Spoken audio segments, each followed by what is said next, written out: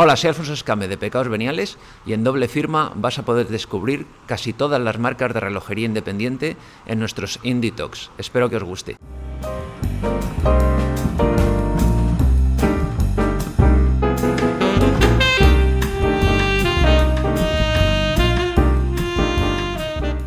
Escámez and welcome back to a new chapter of Indie Talks. Today we are discovering one of the newest independent watchmakers with a very special visual design and a clear defined DNA. Berneron was created by a young and talented couple formed by Sylvain and Marie-Alix Berneron in 2023. We have with us Sylvain Berneron, founder and CEO of the brand, and Raphael Frenner in charge of communication. Thank you for being with us. It's a pleasure to have you here in the talks at Doble Firma. Welcome. Hi. Yeah, thank you for having us. So I'm indeed joined with Raphael, who is in charge of communication, and it's a pleasure to discuss with you today. Okay. Thank you very much. For the people in the audience, thank you, Raphael, thank you. For the people in the audience that may not know you, who is Sylvain Berneron? What was your previous experience in the watch sector? So I'm a French industrial designer by training. So I studied fine arts in middle school and then later on industrial design in university. I moved to Switzerland over 10 years ago. My track record in the watchmaking industry, I worked 5 years for the Groupe Richemont through brands like IWC and Baume & Mercier. Later on, I moved to Breitling. So I've been working for Breitling 5 years as the chief product officer. So I was in charge of a team of over 50 people going from strategy, marketing, design, movement development, casing development, and prototyping. So we had all the resources internally to develop a product from its strategic thinking all the way up to the execution. And I started Berneron over 3 years ago now. So effectively, I started the project in 2021, although we created the company late 2022. This year has been my transition year. So I no longer work for Breitling. It will be official in July this year. So in a month from now. And I'm full-time dedicated to Berneron now, which we're going to talk later on in the discussion. Raphael, if you want to introduce yourself to our viewers, what are your duties in Berneron? Yeah, thanks so much. My name is Raphael. I'm 25 years old, and as of September, I will be in charge of the communications at Berneron. I got to know Sylvain quite some time ago, and it turns out that we share quite a lot of opinions on watchmaking, and we are both mountain guys, as we like to say. And therefore, I'm in charge of the communications at Berneron. Okay, Sylvain. When did your passion for watchmaking begin? Early memories? Yes. So my father and his brothers, so my uncle, are watch fans. Mm-hmm. So I grew up being surrounded by the usual suspects like Rolex Submariner, Omega Speedmasters. 30 years ago, at the time where these watches were far from being as precious as they are today. So it was not such a big deal back then. Being a kid, I also grew up riding and racing motorcycles. I see you have a lot of racing helmets on your background. So this moved me for the better part of my teenage years. But I got to interact with watches, and it caught me back later on in my career when I decided to switch to the watchmaking industry after having started in the car and motorcycle industry, actually, in Germany. I've always got to play with watches. I never really got to wear some because I was too young back then. But nonetheless, now after 10 years in the watchmaking industry, I realize, this was clearly infused in my childhood mainly by my father. Okay. Then we are with Raphael, but how is to create and develop your own brand with your wife? What are your respective responsibilities in the brand? So Marie-Alix is involved. I'm sure that she's in charge. No, we've been married for 5 years together. So when I decided to quit a job. I had a role of being a board member at Breitling. This is being 34 years old. This is not a job you resign on easily. I also decided to invest the 15 years of savings that I acquired through my career into this project, when we could have decided to go to a bank and buy a house, for example. So first of all, I asked her the permission, because I think, being married, she's entitled to know where do I allocate my finances. And the risk involved was quite something. And she helped me for the website. She's an architect by training, I should mention. She has a daily job, so she is currently, she works in a very successful architecture agency where they win a lot of contests to make universities and hospitals and big public structures. But she helped me for the website. When you send an email to Berneron, she replies probably half of them as well. So she helps me quite a bit during the evenings and the weekends. And now I'm currently ramping up the structure. So we're going to acquire dedicated offices next year. We've hired effectively Fabien and Raphaël, who is here with us today. Fabien is in charge of the technical office and the operations. And we're going to hire from now on average 2 people per year to slowly ramp up the team and the structure of the company. Mm-hmm. You have said that you are about to leave Breitling, but you have been, during a period of time, working for both brands. It has been very difficult to be deep into both worlds at the same time. Yes, of course. So I got the permission from George, my CEO, in 2022 to reduce my contract from 100% down to 80%. The last year I was actually at 50%, so I slowly decreased my participation into Breitling to allocate more and more time to my personal project, Berneron. And of course, these part-time jobs, having to work on 2 projects at the same time, is extremely challenging. In July this year, so in a month, I will be at the end of a period of working 7 days a week for the past 3 years. So I promised to Marie-Alix, my wife, that I will get my weekends back as of July, because there is no question that I refuse to sacrifice my marriage over any professional endeavor. Yeah, family first, for sure. Yeah. Then how would you define the brand's DNA? What sets you apart from the rest? So the goal is first and foremost to venture into untouched territories. I think in 2024 we have the chance as watch enthusiasts to have a market extremely deep, filled with brands that have a good reputation over centuries. So to me, to create a new watch brand must require to bring something new on the table, or something, if not better or new.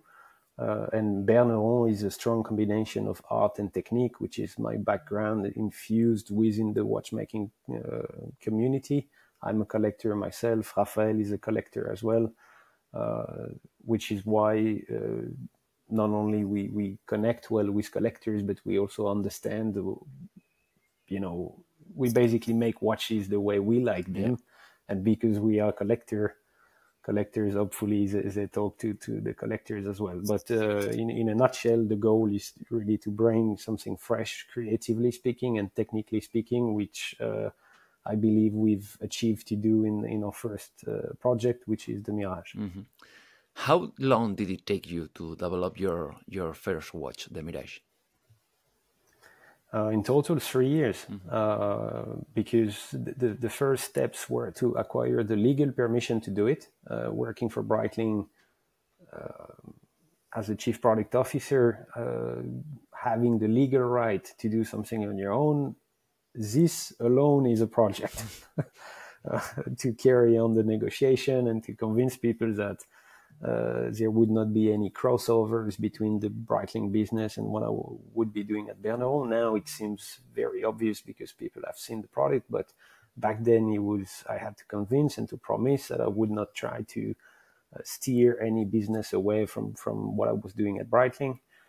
Then grouping the money together, having the time through my part-time contract. So already creating the frame in which you can operate to start a project is a challenge in itself when you have a daily job.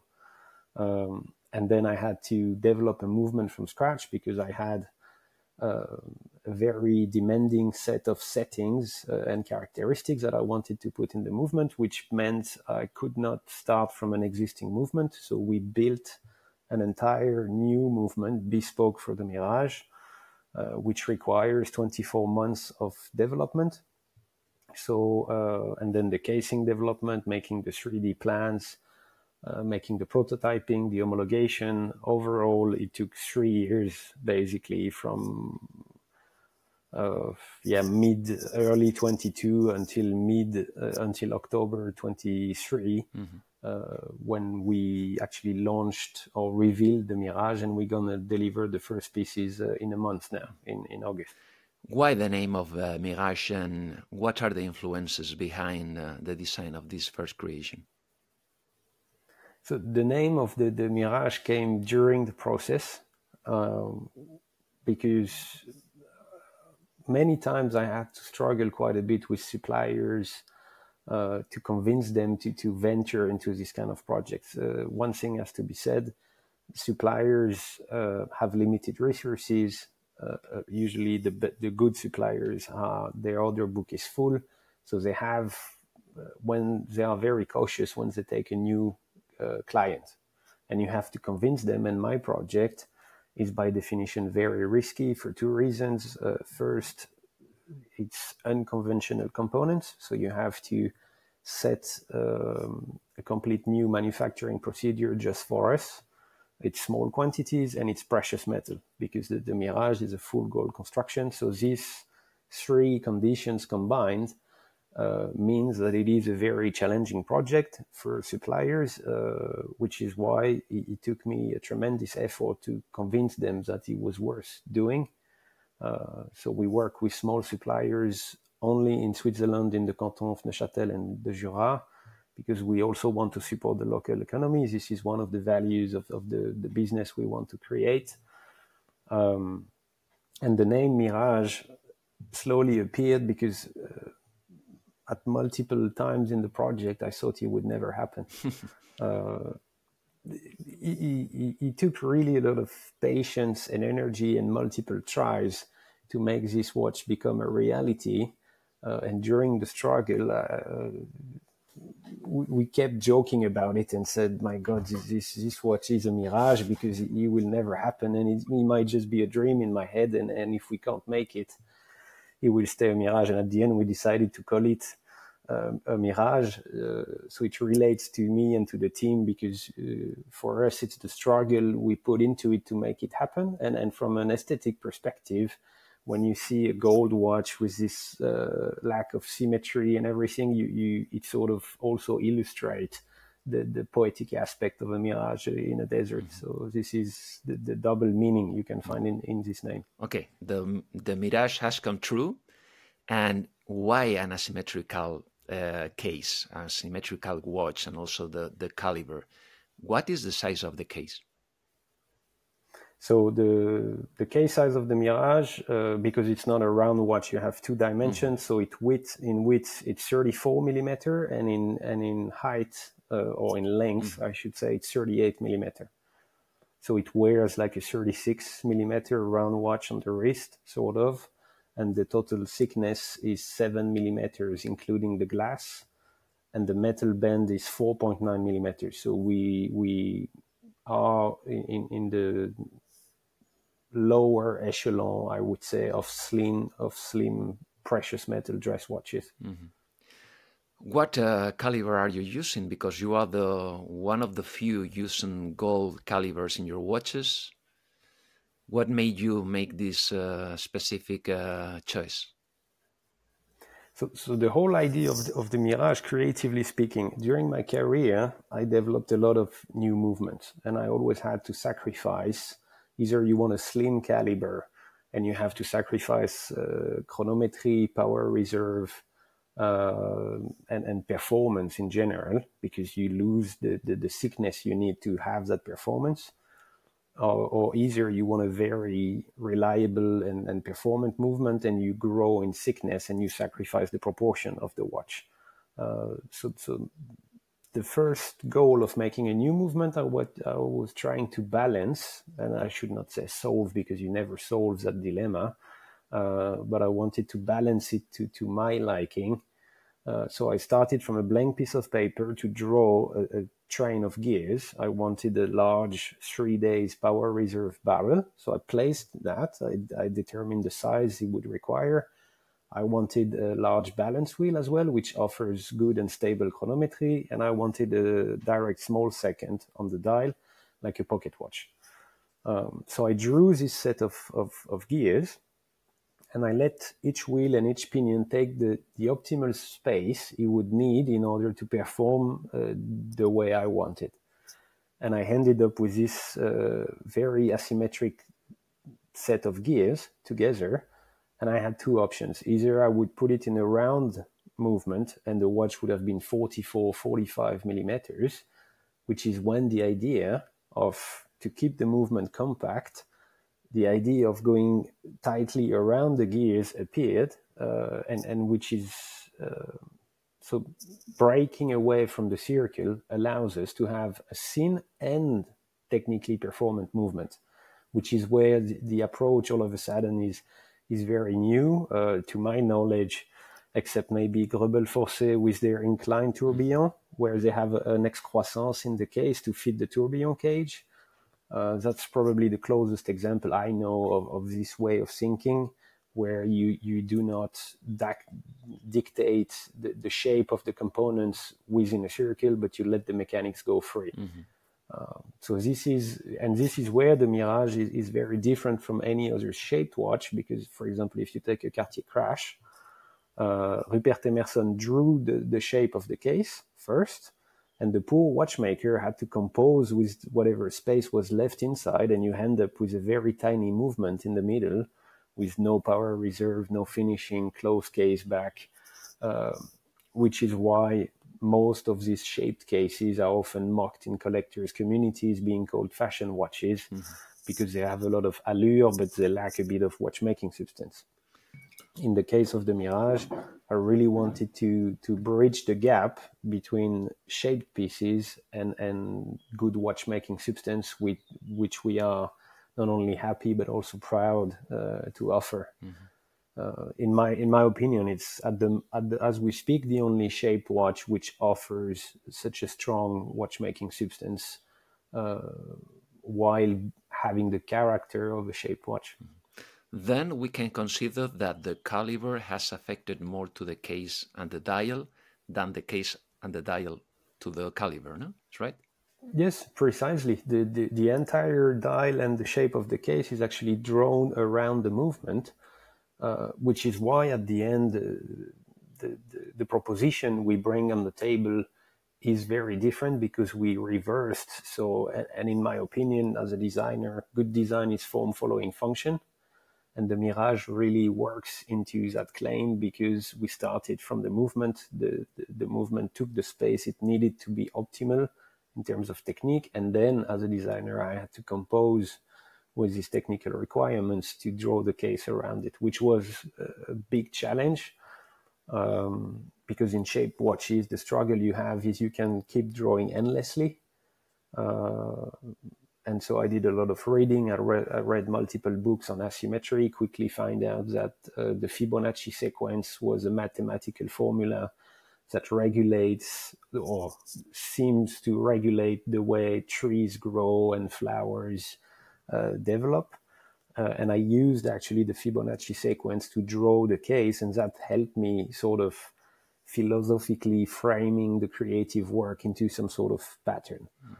So the Fibonacci sequence, which is actually a variant of the golden ratio, the golden number, can be found everywhere in the Mirage, not only in the shape of the case, but also at the back on the different finishings you find on the wheels and on the ratchet wheel, for example. You will find different graphic iterations of the Fibonacci sequence, for example. Mm-hmm. This is a question that we ask to all of our guests, mainly independent brands. What are the pros and the cons for Berneron of being just a small, born independent watch brand? I will. I think Raf, this one is for you. Okay, Raf, it's your turn. Why don't you take it over? Yes, I will pick it up. I would like to start with the cons because, of course, there are some, and as a small brand, of course, you have some limitations. So we unfortunately do not have the resources that big brands have. Also in terms of cost, of course, we can't just spend whatever we want. I think if we could, Sylvain could easily put out another watch every few days with his immense creativity. This is, of course, a con. And also, we are quite late to the party because launching a watch brand in 2024 is not close as easy as it used to be some decades ago, I'd like to say. And these are about the cons, but of course, we have significant pros, and these are much more meaningful to us. And the biggest pro in this instance is, of course, the creative freedom.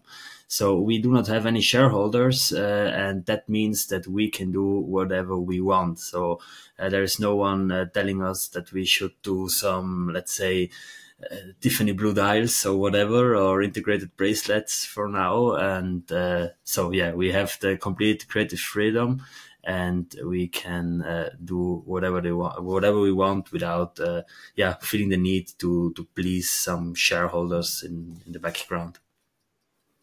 Mm-hmm. And also, as I told you, I had some years ago a watch devoted to independent brands, and I think that also is a pro from brands like you, is that you are closer to the final client. No, you almost know Absolutely. all your clients, all your we also are in touch with all the clients, of course, and personally I love that because it gives us strong connections to them, but also not just from us to them, but also from them to us. And at the end, it's also a matter of getting feedback, because like if you see a watch from a big brand and you think that this product could be somehow improved, it's quite difficult to get your feedback through. But with us, we always listen to our collectors. Of course, it's always a matter of time how we can respond, but we always listen to what they're saying. And that's very important to us, that we also have like a good knowledge of who we sell the watches to. And that's a big advantage of being a small brand. Yeah. Then maybe something that will surprise our viewers is what is your yearly production? It's quite small, I should say. So right now we are producing 24 pieces every year, and this will slowly increase. So next year, for instance, we are already producing 72 pieces, and our goal in 12 years is to produce at a maximum output of 400 pieces per year. Because we believe in slow and steady growth. Of course, there would be chances or opportunities to put out more, but that's absolutely not what we want, because we are not in a hurry. We believe that speed is the first enemy of quality, and therefore we put quality first. And the production remains small. Also, because it should retain some collectibility at the end, and the quality is our highest good in this instance. So that's why we have a relatively small production, or very small production, as I say. Okay, then you have very small production. You have two options: white gold and yellow gold. It will be balanced half and half, or will depend on the demand of the clients? Yeah, as you've said, we have like the two versions. We have the Prussian blue and the Mirage Sienna, so white gold and yellow gold. And with these two models, we always try to keep the company lean. So that means that we are not trying to build stock. We are a young company and also a dynamic company. So that means that we will be adjusting the ratio, as the customers want it. But, and that's very important, it will never be 100% of only one metal. So it will always be a certain ratio of yellow gold, yellow gold, white gold. And also very important, as previously stated, it will never be more than 24 pieces per year from this A-series Mirage. Okay, then we have to congratulate you, and you have had a great acceptance by the watchmaking community, aficionados, enthusiasts, collectors. You have all your production sold until 2027. You have said that you are planning to increase a little bit the production. It will be step by step, or what are your plans? Yeah, first I shall say that we are now sold out until 2028. So we allocated the first 6 years of production. One more year. Yes, exactly. And also thank you for the compliment. For now, we decided to close the order book. That was a decision that has been made by us. And a lot of people asked us why we did so. And at the end, we want to also give the people the opportunity to change their mind. I mean, it's if you are inquiring for a watch for 2029, that's 5 years in advance, and it means a significant also financial commitment. And also very important, we want to make sure that the price of gold remains stable.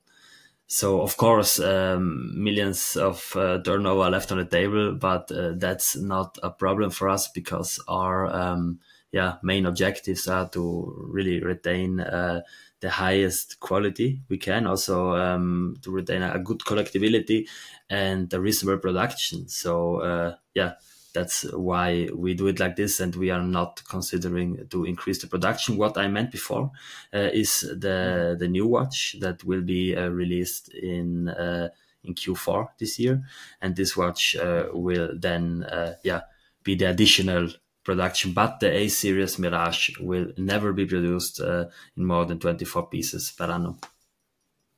Mm-hmm. Okay, then if any of our viewers would like to buy one of your watches, now the Mirage, the next one, what can they do? Yeah, of course, I'd say the easiest way to get through to us is through our Instagram channel. That's where we are most active in terms of public relations, and we get quite a lot of people reaching out to us in either direct message or comments. And if they are really interested, they can always get in touch with us via mail. We have the email enquiries@berneron.ch, where we handle all the allocations. And there's even a shortcut to go on to get on the allocation list, and that is having a recommendation by one of our existing customers. So if you are getting recommended by someone who already got an allocation for a Mirage, that definitely helps. Okay, great. And I should mention that the goal is, Rafael and I are watch collectors. We work in the watch community. The goal of that strategy is to protect these species from getting flipped, taken away by flippers and dealers and stuff like this. So yes, precisely. We all know as watch enthusiasts what can happen to a good watch when it gets out of hands, the hype. Yeah. I'm referring to 15202 from AP, 5711, a Rolex Daytona, and you end up sometimes as a watch enthusiast not being able to acquire these pieces because it has been conquered by people who don't care, and they all want to take a cut on you. Mm-hmm. So that strategy from us, we do not work with retailers. Allocations are made by Rafael and myself directly. And our goal is to allocate these pieces to real watch enthusiasts. And you can actually quickly see them in the way emails are written. People usually take the time to give us a quick call. It could be just 10 minutes just to quickly introduce. We like to have that close relationship with our clients, and which is why having a recommendation from an existing collector is for us a proof of trust. And our clients also know this. So I've allocated 6 years of production. So that's 150 watches. And probably a good 40, 50 pieces have been recommended or allocated to people I didn't know yet, but who were recommended to me by people I met. And I think trust from us to the collector and from the collector to us is something we'd like to cultivate to avoid being completely disconnected with our clientele, which is why we don't work with retailers. We don't do limited editions that can be sold through different channels. We don't produce enough to do this, and the business plan we want to make is small but very good. Mm-hmm. And for that reason, we really want to have that discussion with one and every of our clients. And that's also why we're doing the due diligence and to make sure that every customer of ours is a true passionate and that the watches go into the right hands. Okay, great. Much better. Then how do you see the brand in, let's say, 10 years? So we have, through my experience at Breitling, so as I said, I was board member, so I've learned quite a bit about the finances, the strategy, the operations, all the different pillars that are required to build a brand on the long run. We currently have a 12 years product plan in mind that we are working towards. So if I fast track down the line, in 12 years, by 2035, we will produce 400 watches, as Raf said previously. We're going to have 4 collections and around 16 references, which means we're never going to produce more than maybe 24 to 50 watches per reference. Mm. So it will always be small batches, rare, produced on the long run, but in small quantities. I also refuse to be locked into this asymmetric design language. So the second release this year will still be asymmetric and be part of the Mirage collection because it's a way for us to take the Mirage away from being a one-hit wonder into an established collection with its DNA and visual formal language.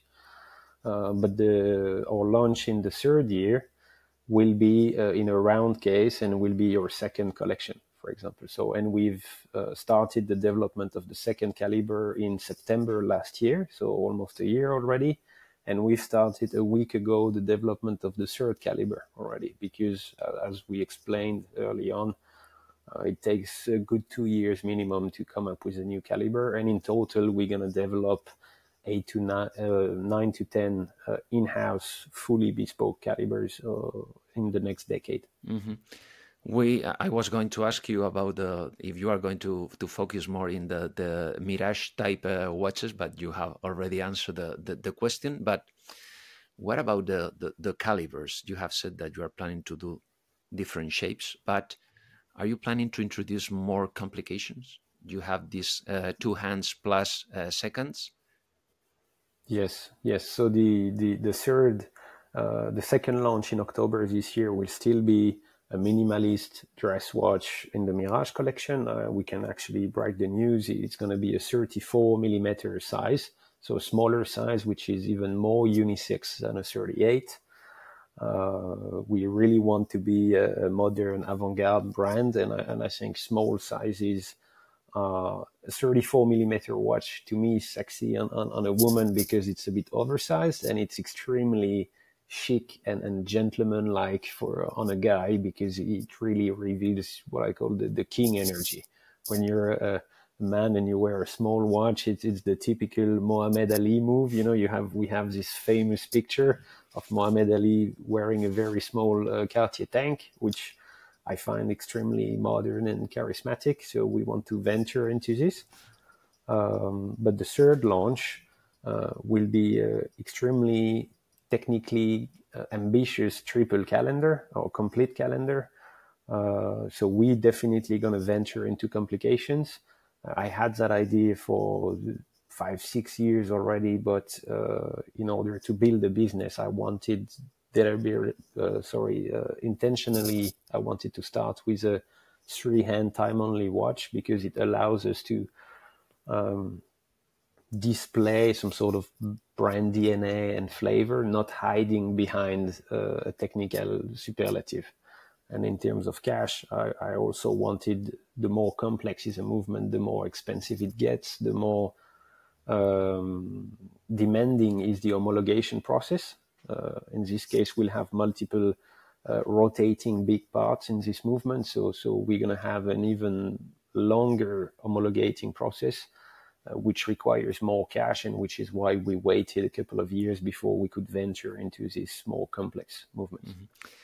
You have a quite classic DNA. The first one, it was asymmetrical. You have been talking about the future models. Will you ever be into the sport watches, or? It depends. First of all, as a designer, I don't believe that watches are tools anymore. I think if you want to dive, you can buy a dive computer that will outperform any mechanical dive watch, but it's not by a small margin, it's by miles, and you won't find a professional diver that uses a mechanical watch, or it could be more a poetic gesture or a backup solution. Having a strong fine art education and a love for design, I like to creatively venture into watches being considered more as technical jewelry. So we will use the art of watchmaking and the technique, and it doesn't mean it doesn't have to be performance or technical, but I'd like to more show the art of watchmaking rather than the performance. So and longevity of a piece is also very important for Raphael and I. For example, we are not after watches that are made of cheap materials that will degrade very quickly. This is also one of the advantages of having a full gold construction. Mm-hmm. You are rust-free, almost anti-magnetic. These watches can be refurbished. Even when I will be gone, somebody will be able to open a Mirage and refurbish it because it's all made of gold, and any decent watchmaker or goldsmith will be able to work on these pieces and they will last forever, which for us is one of the crucial points of making good watchmaking, and which is why actually the price is quite demanding. It's because we use only precious metal. Nonetheless, we also like the very sharp and modern formal language, so we will venture into a more sporty collection, I should say, but it won't be something oriented towards performance or composite materials or stuff like this. You will have a very the same way that, for example, a Royal Oak, I don't consider it to be a performance oriented proposal. It's more a status symbol that shows sharp taste, sort of. So, but we'll venture into that. It's going to be our fourth and last collection, mm-hmm. which will come in 6-7 years, not before. Yeah, it's what I always discuss with my friends, watch collectors, that independent brands are doing pieces of art for the wrist more than it's true, more than a real instrument watch, no? Yeah, and we all know, I mean, if the goal is to have precise timekeeping, we have computers and smartphones and all these different devices that easily outperform any mechanical watchmaking. But when it comes to emotions, I can stare at a Mirage for 30 minutes and my iPhone keeps me busy for 3 seconds. So this is where... But as long as we keep mechanical watchmaking in that emotional playfulness, mm-hmm. I would say, I think we are good to go for centuries, because it's like jewelry. It will never go out of fashion because it's actually good tailorship and good clothing. It's a form of craftsmanship that I believe is actually good for the future of the society. We are more and more humans on Earth, mm-hmm. and if we can keep some of us busy making small objects that do not take many resources, do not pollute the environment, and keep people being trained in good working conditions. I also think it's a good strategy for a good participation of a young business like us in the society in general. Mm-hmm. Just one question for Rafael, who's very young, much younger than me, even than you, Sylvain. Yes. But how do you see the way the young generation look at the watchmaking, mainly independent watch brands? Because it's quite difficult. No? New generation are more into technology, into connected watches or iPhones and smartphones. How do you see it? How do you see the future? Well, I have to say that I fell into this rabbit hole some years ago because I found out that watches are really something that you can lose yourself in. Like you can buy a watch and appreciate it, and it will always, give you emotion. And I think that I'm one of quite few people in my age that have this passion. Nevertheless, the bubble is always increasing. So I also saw some of my friends buying watches for them because somehow they felt the need of owning a watch. And in the bubble, I saw a strong shift in taste over the last years. So also with the people that I'm in touch with in my age, we all started off with this stainless steel watches, integrated bracelets.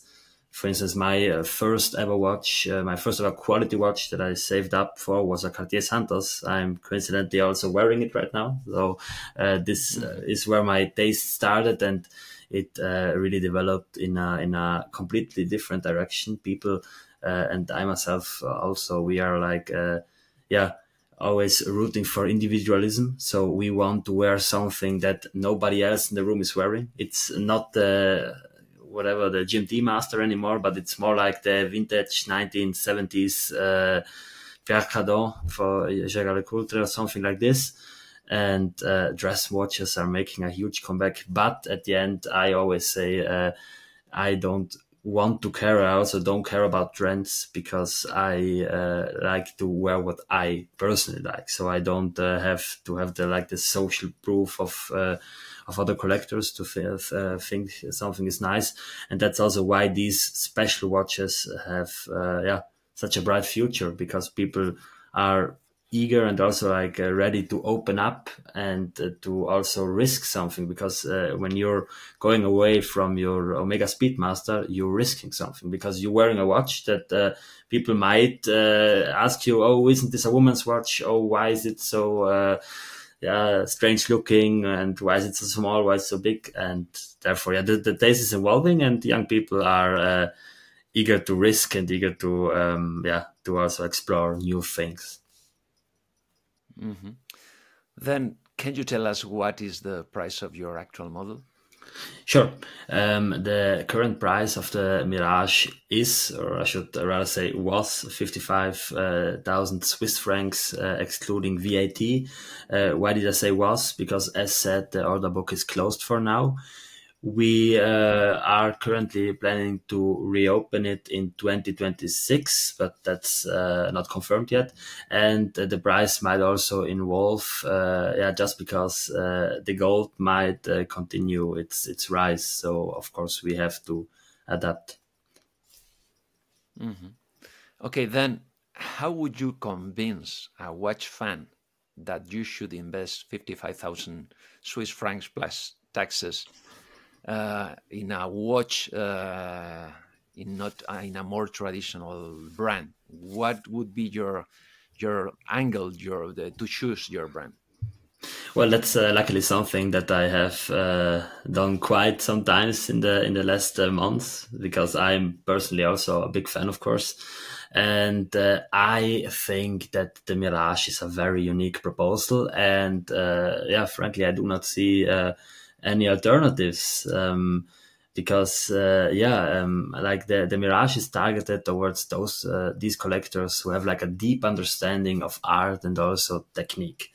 So if you if you like the Mirage and you really appreciate what it is, you do not have much of an alternative. Of course, you can also buy a Patek Calatrava, but then you will have a very traditional, conservative round case. And if you go to the other side, you can buy a Cartier Crash, but this watch lacks the watchmaking substance because it has a very simple movement inside that barely covers the center of the dial. So yeah, that's why I keep saying Mirage. And also I have to say, like the price. If this watch would have been made by a big player in the company, it would easily set you back 6 figures. And yeah, that's also like why I think that this is a very, very good and unique proposal. And while the big companies always tend to save costs where they can, we do not. And also the quality is our highest aim.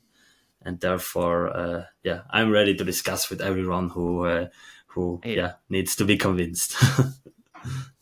Okay, then my last question is a question that I do to all of our guests, is if you are not wearing a Berneron, then in your case, I saw your Cartier, but Sylvain, which brand and model would you wear? So we are all watch enthusiasts, as I said. I'm a collector myself. Until 2 years ago, I had a collection up to 25 pieces, actually, from multiple brands. Unfortunately, I had to sell 90% of them to extract some cash to fund this project. So that's one of the multiple sacrifices I had to do. Still regretting some of my dear pieces up to this day, I must say, but hopefully I will reboot my collection at some point. Personally, what moves me is traditional watchmaking. So it could be Lange 1815, Breguet Classique, Patek 96, for example, early Calatravas, Patek 3940, minimalist perpetual calendars. You can go into complicated Pateks. I never had the means for them, but I like them very much still. So 5004, 3970, 1518. In shaped watches, you could go into Rupert Emerson, so that would be Cartier Baignoire, Cartier Crash, Tank Asymétrique.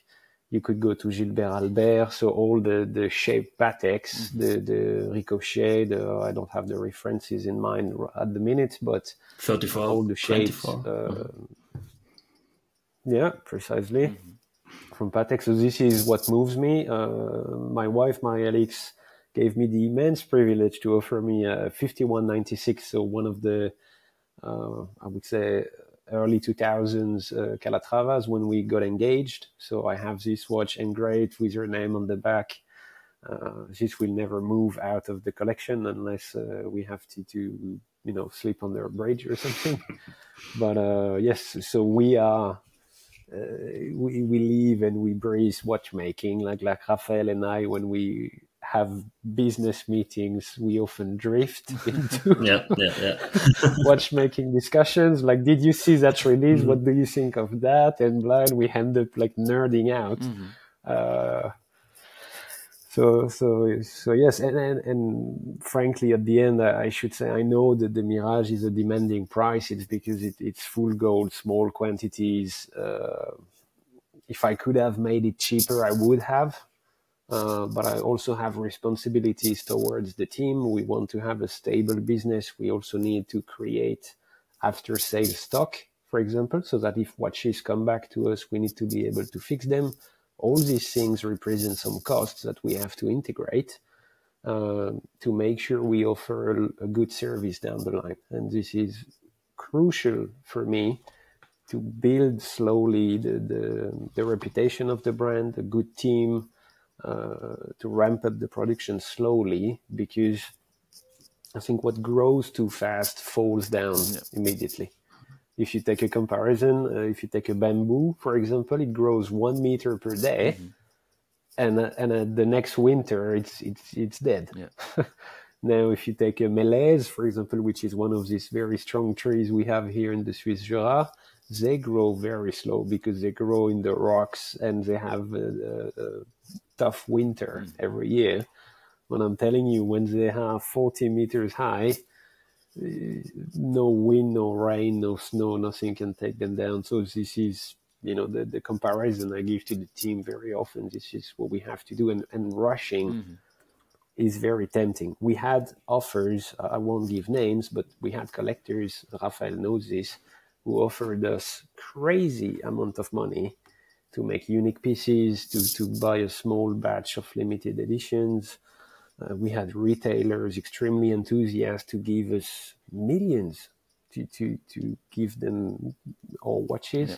We declined everything because we want to stay in control. We want to keep the ownership of the business within our group because we believe in the future this is what will help us to provide the good service that we want to give to our clientele. Okay. Thank you so much, Sylvain, Rafael, for being with us here at the interview. It has been a pleasure to have you. I wish you all the best. I'm sure that you are going to have a big success and hoping to keep on talking about the new models in the future. Yes, sure. We are very excited. In October 2024, we're going to release the second model. We are all very excited and finalizing the last touches as we speak. But thank you very much for your time, for your consideration as well. And Raf, I'll let you do the final bye-bye. Yes, thank you, Alfonso. It has been a great pleasure. This is also my first podcast / interview here, also with Sylvain for Berneron. And it was a lot of fun. And thank you again for the opportunity. And I wish you a great day. Thank you so much. Hoping to see you soon here in Spain, or if it's in Madrid, it's even better. Okay, we have to come by one day. Yeah, thank you so much. Yeah.